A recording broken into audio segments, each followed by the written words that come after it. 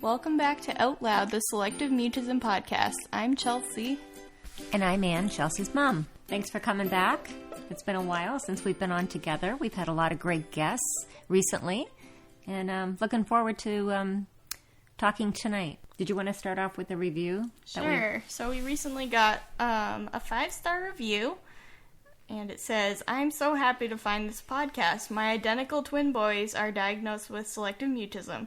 We've been working with a therapist for years, but made little progress. This podcast provides so much useful info. Thank you so much. Thank you for leaving us a review. If you like our podcast and you haven't left us a review already, you can leave one on Apple Podcasts, and that helps more people be able to find us. That's right. Okay. Tonight, I guess we thought we would talk about goals and goal setting. It keeps coming up over and over, and it's just really important topic with selective mutism to set goals. And whether or not you're in therapy, as a parent, you can always just set your own goals at home and work on those. Or if you're an adult and you're trying to take charge of your own treatment, you can write your own goals. Exactly. Before we get started, we wanted to mention that I guess we've been doing the podcast for a year now, and we've had lots of wonderful professionals come on and share how they treat selective mutism. And I guess now we want to hear more from you, people who have selective mutism or who are overcoming it or have overcome it. It's like such a different experience for each person, and I think we should be sharing that with other people. It helps people understand more, and instead of just hearing my story over and over. And parents, too. If there are parents out there that are going through it with maybe a younger child or even a teenager, and you want to come on together, that'd be great. It's just Chelsea and I just talking about SM. Very casual. Yep. So how would they get in touch with us, Chels? So you can go on our website, outloudsm.com, and there's a form you can fill out under Contact Us. And that gives us a little bit more information so we can decide if it's a good fit. Mm-hmm. And we have actually reached out to some listeners or people that we know of that have SM. Mm-hmm. And we're sort of in the works with having them come on. So that's our goal for this year, is to share other people's stories. Yeah, we're excited to have people on. And I want to mention, I recently was talking to someone on Instagram who messaged me, and it's someone who still struggles with selective mutism, and I offered that they could email me with their story if they wanted to share it, and that's a way that you could kind of share if you aren't comfortable talking on the podcast, and you can also come on anonymously, and we wouldn't have to mention your name. That's a great idea. I love that. Yep. Yeah, so reach out to us. We just want to hear as many different people's experiences because, this is our story, but it's not everybody's story, and everyone's experience is different. Mm-hmm. Okay, so tonight we thought we would do goal setting because I think, setting goals is one thing, but setting a good goal, that you really have to set good goals to be effective and to be able to measure whether or not you're making progress. And not only measuring progress, but it gives or the person with SM a sense of accomplishment, and you can actually see how far you've come. Chelsea and I are both somewhat familiar with goal setting. Myself being a nurse, any nurses out there, it's very similar to the nursing plan or making a nursing plan. And then Chelsea being a BCBA. I have experience writing goals for like IEPs and just trying to increase important behaviors that are meaningful to people and maybe decrease some problematic behavior while promoting like replacement behaviors. We are used to writing SMART goals, which is an acronym, and that kind of guides you into writing an effective goal. Mm-hmm. So SMART, right. SMART is a mnemonic for... Do you want to go into it, or do you want me to... Okay, go ahead. The S is for specific. So you want to be very specific when you're writing a goal. You want to answer, like, the W questions, like who, what, where, when, and why. And we'll give examples after. First, we'll just run through the mnemonic, and then we'll give examples. And the M is measurable. You want to be able to measure your goal to see if you're actually making progress. And this, I think, is one of the most common errors I see in goal setting. A lot of them are not measurable. Yeah. Okay, so that's the S, specific, M, measurable. And A is for achievable or attainable. I've heard people put attainable too. Yep, and that's usually like an action-oriented part of the goal. Right. And you want to make sure you're picking a goal that actually is achievable for the person. And then R is for relevant. You want it to be meaningful to the person's life. Or rewarding. I know some people say rewarding. And T is time-bound. So you want to set a point in time to meet the goal. A time limit. Yep. Right. And then I'm not sure about how you set goals, but with the nursing process, when we go through those same steps, and then, well, our mnemonic is different. So in nursing, it's like assess, you diagnose the problem, then you come up with a plan, then you implement the plan, and then you evaluate the plan. And like for every goal, once you go through these steps, and you've either met the goal or not met the goal, you loop back and reassess and see where you're at. And then you come up with, you tweak the goal. Right.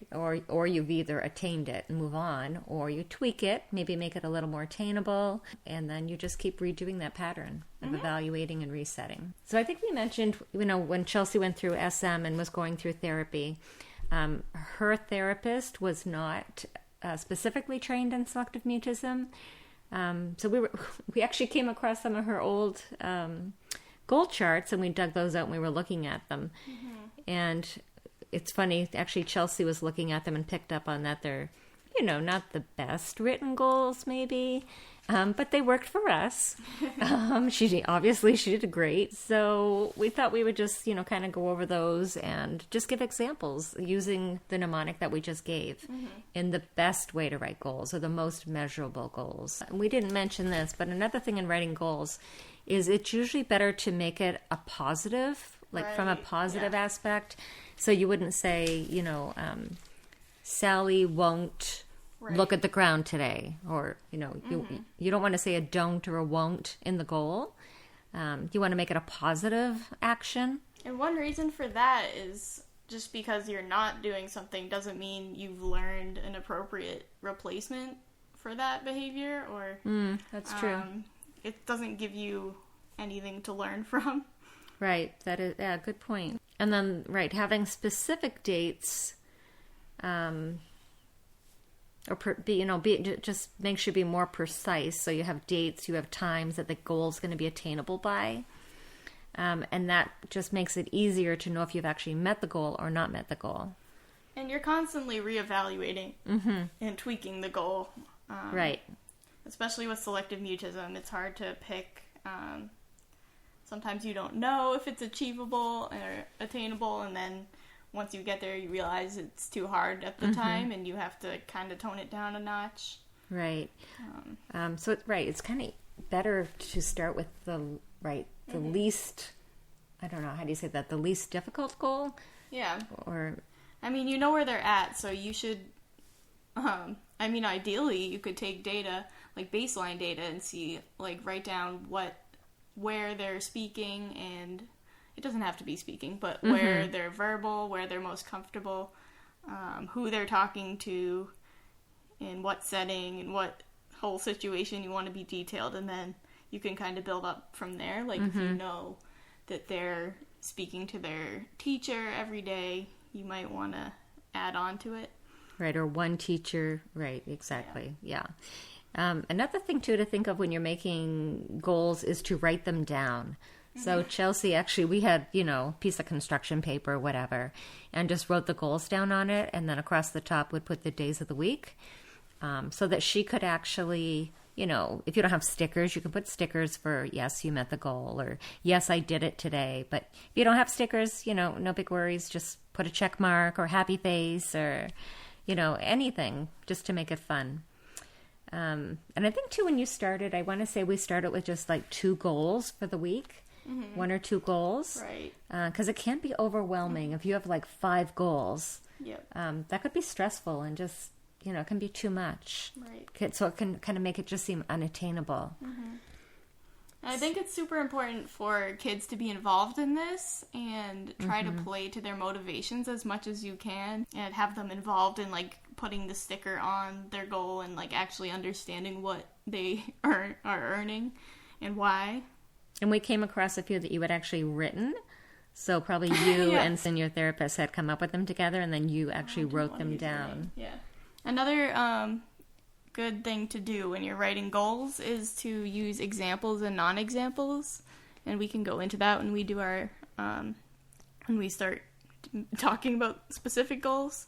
But I think that helps, especially if you have teachers who are kind of reporting back to you or taking data, or just so that everyone's on the same page and knows what is a check and what is no check. Yeah, that's a good point, actually. So when we had goals at home, I know I've mentioned this before, but I would actually write a note to the teacher and tell her what our goals were for that week, so that she could, if an opportunity came up, that she could actually focus on it too and just, help promote success for those goals. So anywhere your child's going, school, dance class, art class, just share the goals and tell them what you're working on for that week, so everyone's on the same page. Okay. Can go into an example, I guess. So I'm looking at my old sticker chart. It's dated from the year 2000, and it's I think it was written by my therapist at the time. So how old was I? Like 5. I was in kindergarten. So the first goal on here is Chelsea will ask to go to the bathroom at school. So that is, we want to make sure it's specific, so it answers who Chelsea will will ask to go to the bathroom at school. You can make it even more specific by saying Chelsea will ask. You could pick a specific teacher. And it doesn't actually say it has to be verbal. I mean, it could technically, this could be written so much more specific. Because certain kids are using, different ways of communicating, so you could go into, she will ask out loud to go to the bathroom, or hand over her card asking to go to the bathroom. It doesn't have to be that way, but you should be specific about what kind of communication you're looking for, because there's different ways to ask for things. Answers what? It's asking to go to the bathroom at school. Where at school? It's where is at school. You could be even more specific, though. It could be in a certain class. When this goal needs to be met, they didn't really answer that, but you would think it would be once a day. So that was my point in looking at this. I think it should actually say it should be more specific. Yeah. Like, Chelsea will ask to go to the bathroom once a day when at school. Or even more than that. Chelsea will ask to go to the bathroom each day at noon. Right. Yep. While at school. And then we always want to think about why we're working on a goal. It might not even be important sometimes, but this goal is pretty important because we're asking to go to the bathroom is kind of important. And we've talked about a lot of SM kids do not go to the bathroom all day at school, so this is huge. That can lead to bladder issues and UTIs, so it's important. So the M in SMART is measurable. So it should say once a day or twice a day to be measurable. Right. So it is action-oriented because it's telling you what you need to do. You need to ask to go to the bathroom. And then, is it achievable?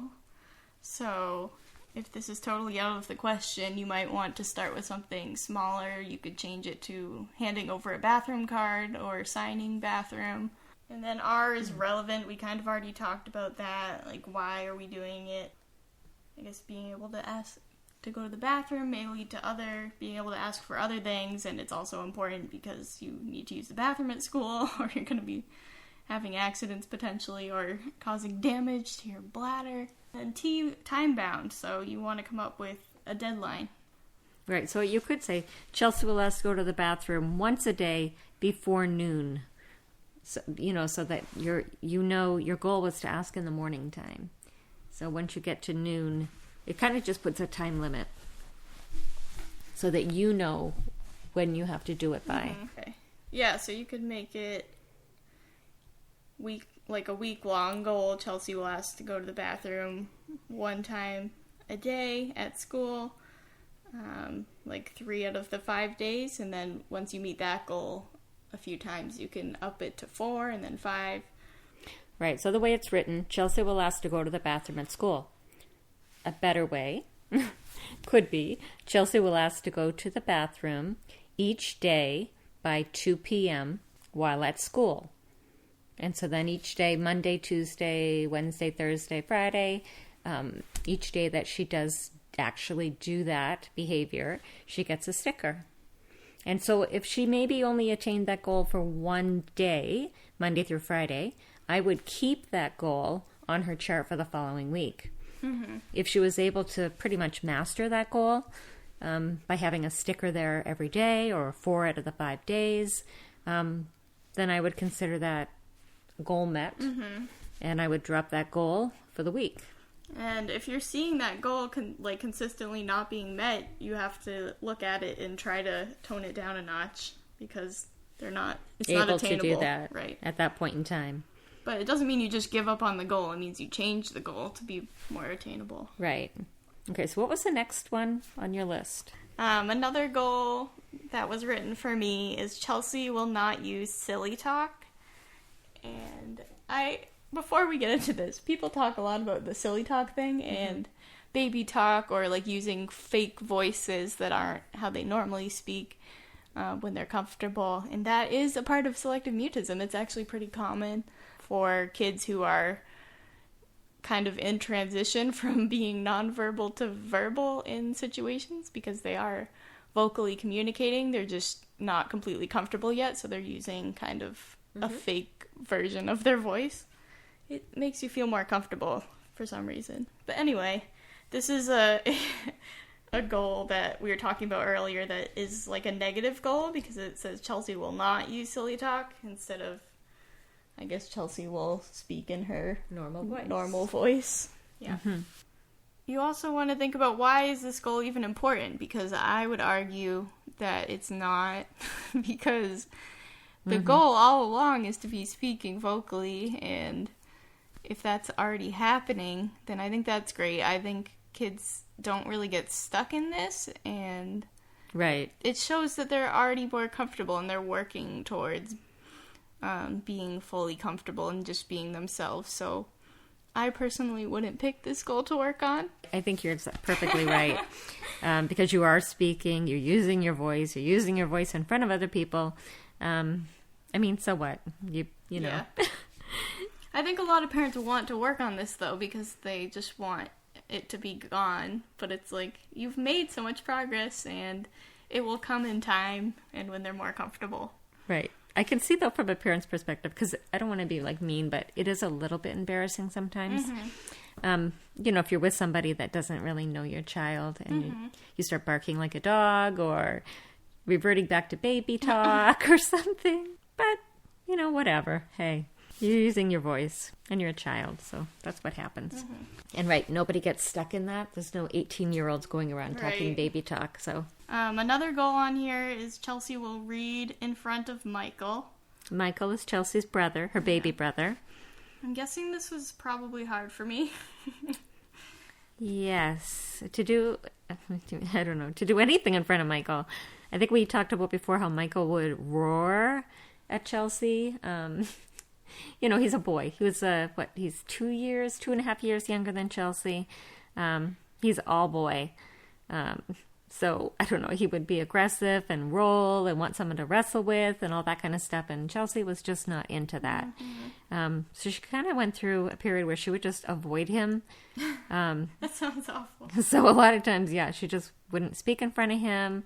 Or if she was in the middle of reading or doing something, she would stop if he came in the room. So one of her goals was that she would read in front of Michael. And she actually got this 2 days out of the week. But I will mention that some of the stickers fell off and they were in the folder. No, you can tell, though. None that week fell off.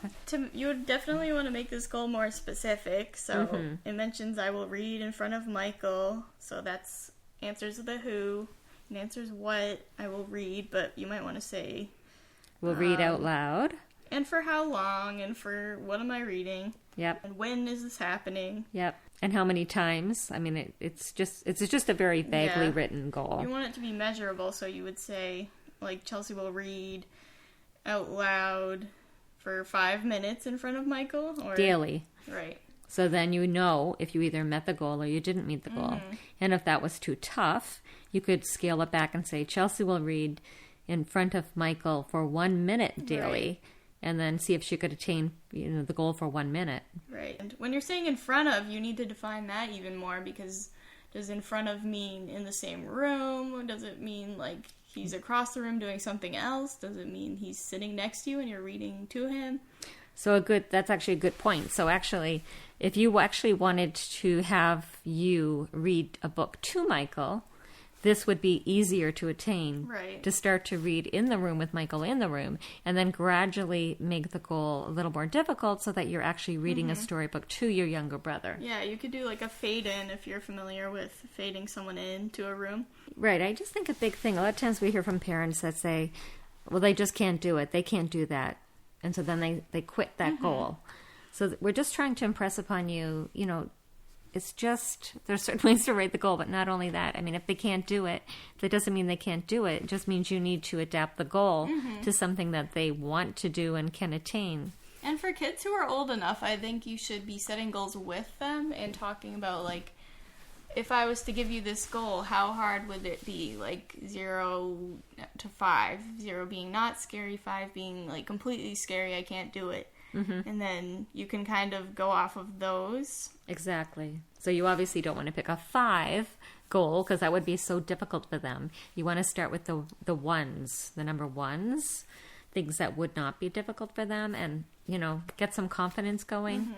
And a lot of the goals that we have sort of talked about so far are verbal goals. Right. And they don't have to exactly. It can be waving. I know one of my goals in the beginning was just waving to my teacher. Exactly. Or nodding your head. If your teacher said hello to you, that you would nod back.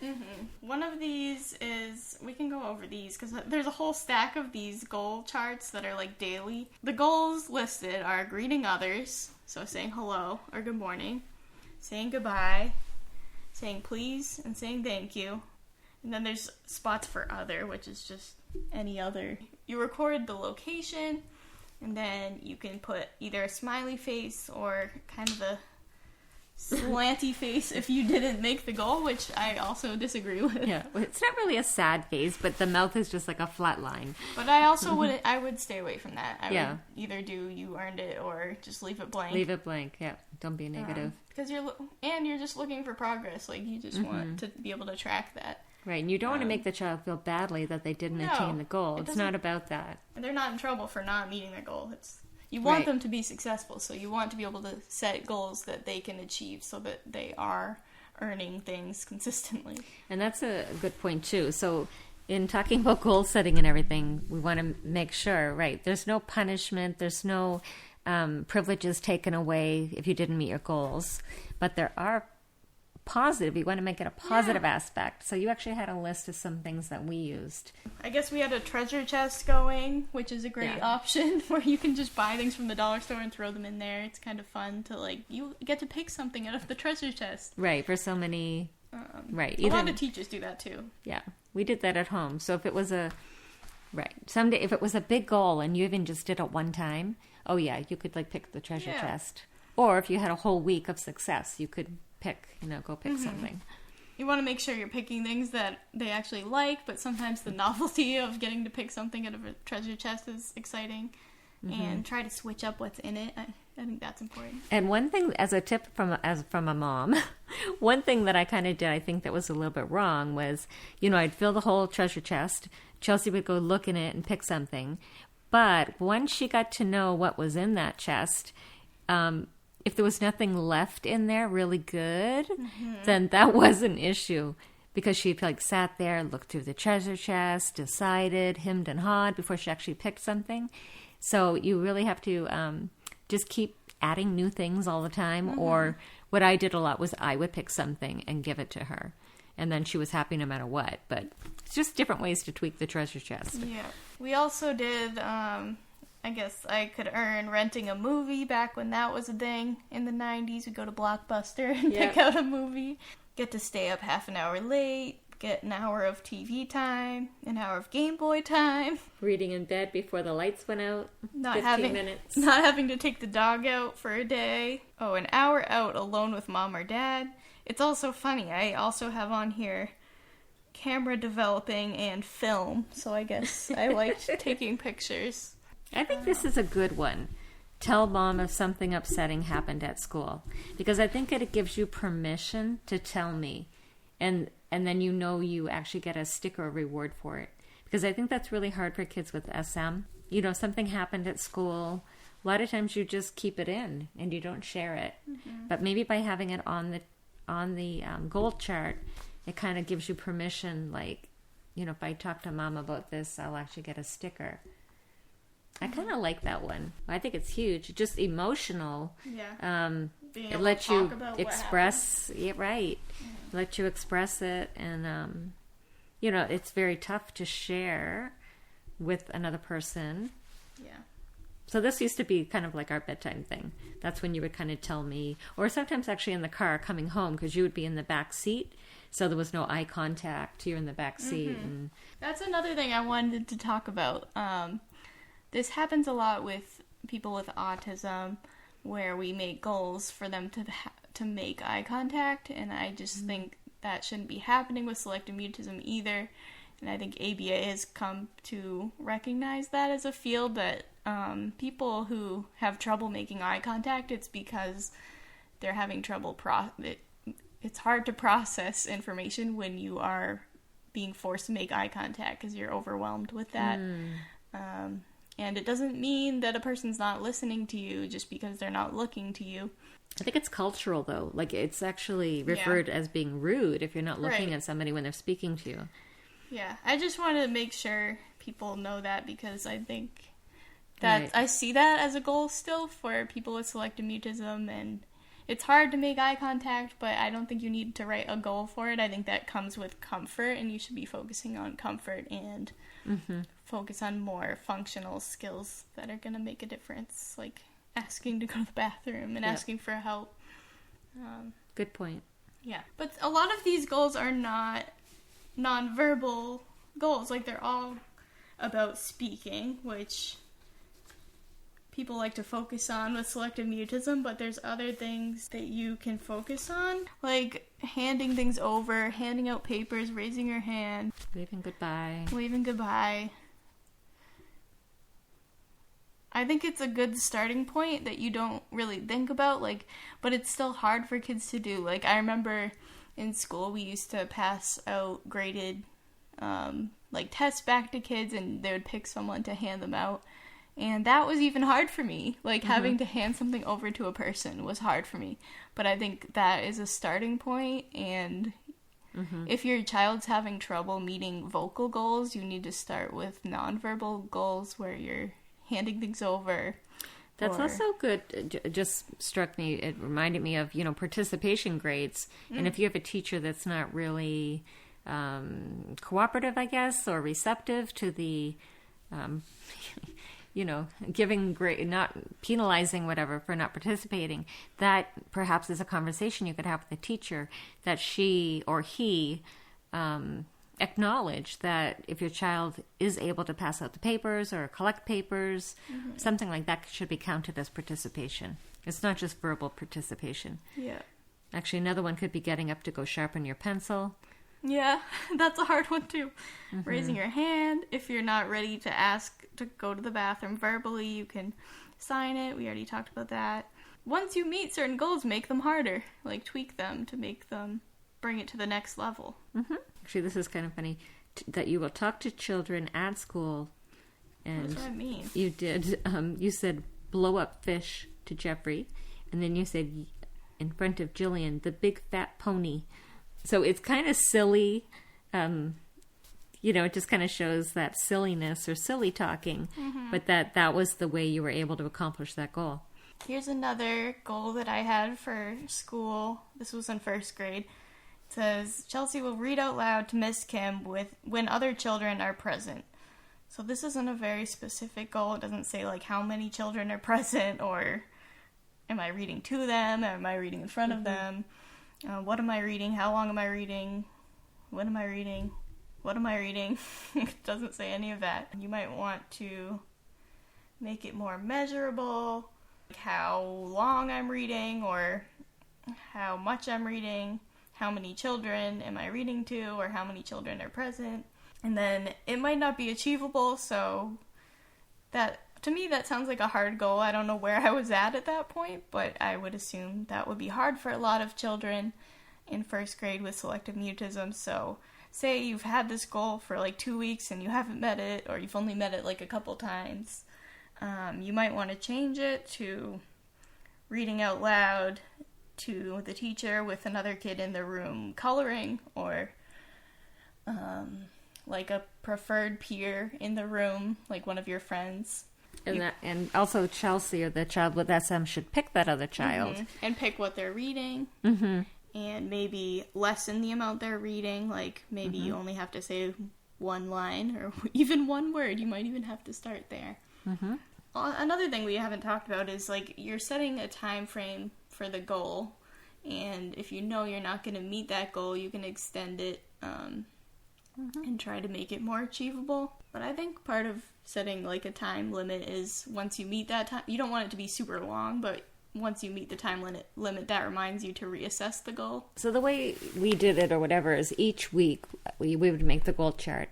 And then each weekend, we would go over it, do the reward, and make up the next chart for the next week. And that's when we would decide if the goal would stay, or if the goal was accomplished, and we would get rid of that goal and replace it with a new goal. I just thought of something as well. Let's say you have like a list of like 5 goals for your week that you've been doing every week, and you're making progress on a lot of them, but 2 of the goals, they're getting no stickers, they're not earning them, but they're earning their stickers for their other goals, so they still get their reinforcement, like they're getting to earn out the treasure chest and things like that. So you might want to pick specific reinforcement for specific goals. So you might want to say, for this goal you earn this, for this goal you earn this, or for meeting certain goals you get, like the harder goals, you get bigger prizes, or...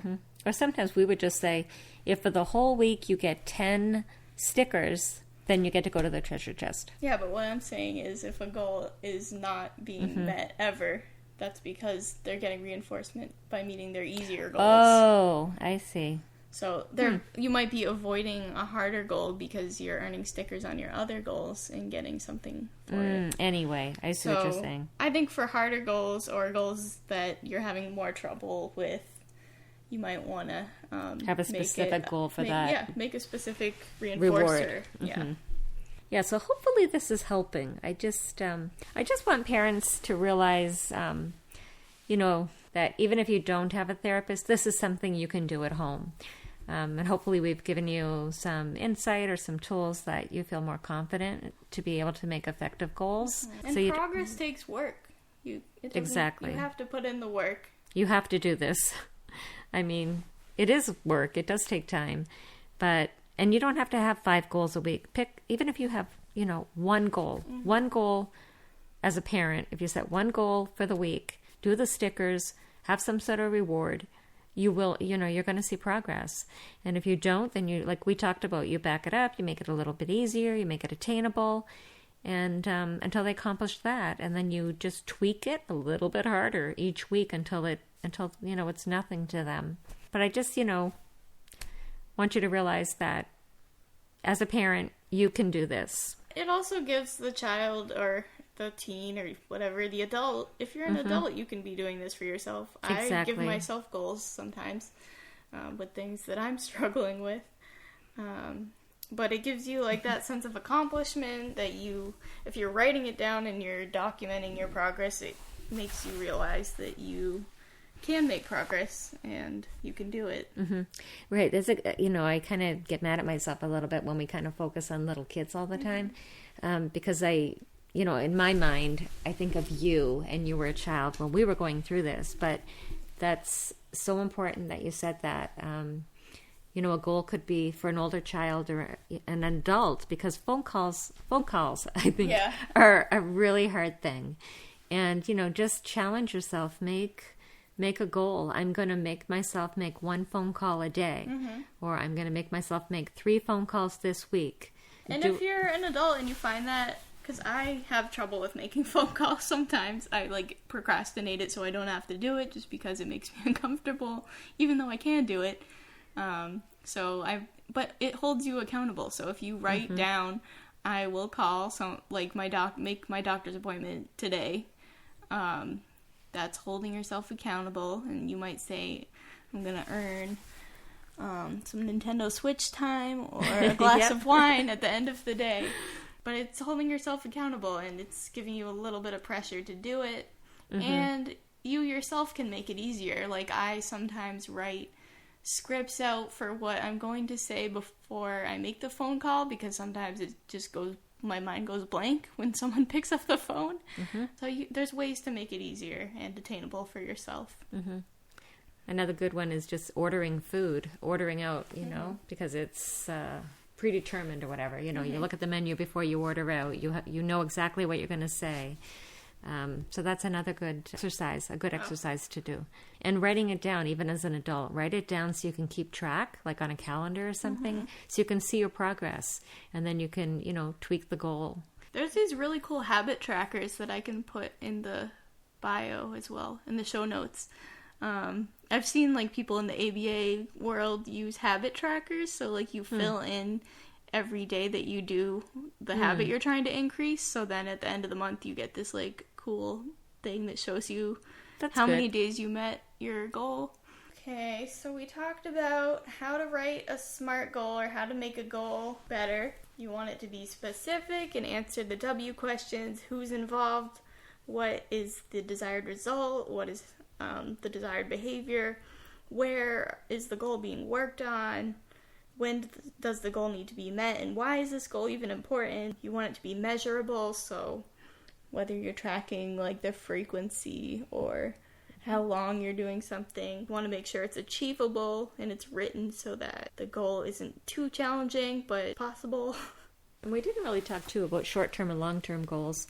Most of what we talked about are short-term goals. And you want them to be relevant to their life, and you want them to lead to new skills. So like we talked about with eye contact, I just don't, and silly voices, that will come with time, and it's not super important. There's other more important things you can focus on. You want it to be time-bound, so you want a deadline.